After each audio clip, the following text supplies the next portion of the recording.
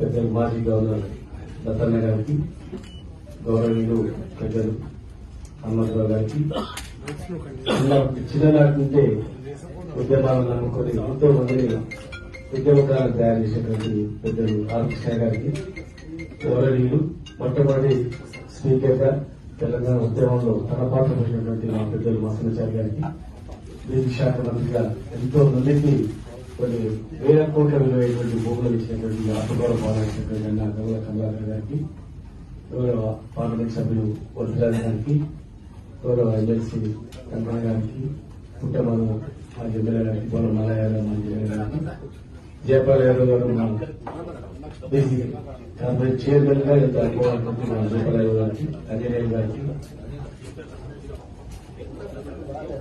పెద్దలందరికీ దయచేసి చాలా శ్రీరామయ్య గారికి, రవికుమార్ గారికి, అందరికీ నమస్కారం. దయచేసి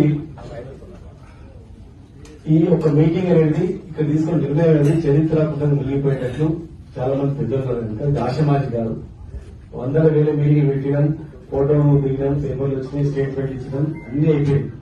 ఎంత బెదిరియాలి అంత బెదిరించడం అయిపోయింది. ఇప్పుడు రాకపోతే, ఇప్పుడు సాధించుకోలేకపోతే, ఈ అవకాశాన్ని ఉపయోగించుకోలేకపోతే బీసీలకు మళ్ళా జీవితంలో 100 ఏళ్ల కూడా రాదు. దయచేసి గుర్తుపెట్టుకుంది. ఇంకే మాట్లాడిపోదు ఇక్కడ నుంచి. ఈ రోజు కేవలం అన్ని పార్టీల ప్రజాప్రతినిధులను తీసుకొస్తాను. అంటే రాజకీయ ప్రక్రియ నాకేమనిపిస్తుంది అంటే 9th డిసెంబర్ ప్రకటన, తెలంగాణ ప్రకటన వచ్చిన తర్వాత వెనుకకు పోయింది. వెనుకకు పోగానే అందరం కలిసినాం. లేదు ఇప్పుడు అందరం కలిసి కొట్లాడాలా తెలంగాణ గురించి అని అన్ని పార్టీలలో తెలుసుకుని కలిగ భవనంలో మీటింగ్ ఏర్పాటు చేసి తెలంగాణ జేఏసీ ఏర్పాటు చేసి మళ్ళా రాష్ట్రం వచ్చేంత వరకు మనం ఎట్లయితే కొట్లాడి తెచ్చుకున్నామో, అంటే వచ్చినట్లు వచ్చి దారిపోయింది కనుక ఇంకా ఎక్కువ కసొచ్చు, ఒక్క దెబ్బ పడితే వస్తుంది రాదు. ఆ రకంగా ఇవాళ 40% వచ్చినట్టే వచ్చి బుక్క నోటికాడికి వచ్చినట్లే వచ్చి మళ్ళీ వాళ్ళే కింద పడేస్తున్నారు. మరి దాన్ని అందరం కూడా పసిగట్టి మేము మొదటి నుంచి కూడా దయచేసి మీరు అందరూ చాలా మంది ఉన్నారు ఇక్కడ. మొదటి నుంచి కూడా మేము గంగుల కమలాకర్ గారు, మా వస్త్రాచార్య గారు అందరం కూడా తమిళనాడు పోయించాం. ఎట్లా రిజర్వేషన్ వస్తుంది? తమిళనాడు ఒక్కటే ఈ దేశంలో తమిళనాడులో ఇస్తున్నారు కదా, ఈ తమిళనాడులో ఇస్తున్నారు ఎట్లా వస్తుంది అని చెప్పి మేము 2-3 రోజులు ఉండొచ్చాం. మేము అక్కడ దిగితే వీళ్ళు తెలుసుకుంటారని చెప్పి మీటింగ్లకి అదే చెప్పించింది, కానీ మేము చెప్పలేదు.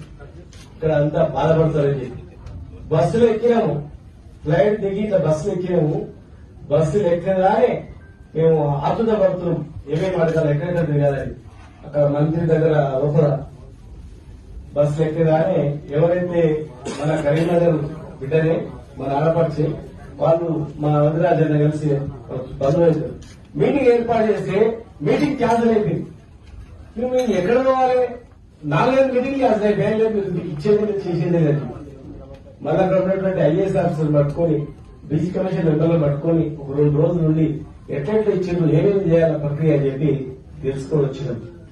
మరి ఆ రోజు నుంచి కూడా మేము ఒకటే స్టాండ్, 9th షెడ్యూల్ లో చేరిస్తేనే తెలంగాణ మన బీసీలకు 40% వస్తుంది. 9th షెడ్యూల్ లో చేర్చకపోతే రాదు అని చెప్పినాం. కానీ మన వాళ్ళు చాలా మంది కూడా జీవో ఇస్తే సరిపోతుంది, జీవో ఇస్తే సరిపోతుంది అన్నారు. జీవో ఇచ్చిండ్రు, జీవో ఇవ్వగానే పాలాభిషేకాలు చేసిండ్రు, దురుసులు చేసిండ్రు, ఇక ఎన్నో చేసిండ్రు. కొందరేమో వస్తువులు వచ్చినాయని సభలతో సంబరపడి చేసిండ్రు. కొందరు తెలిసి రాదని తెలిసినా బీసీలు మోసపోతారు.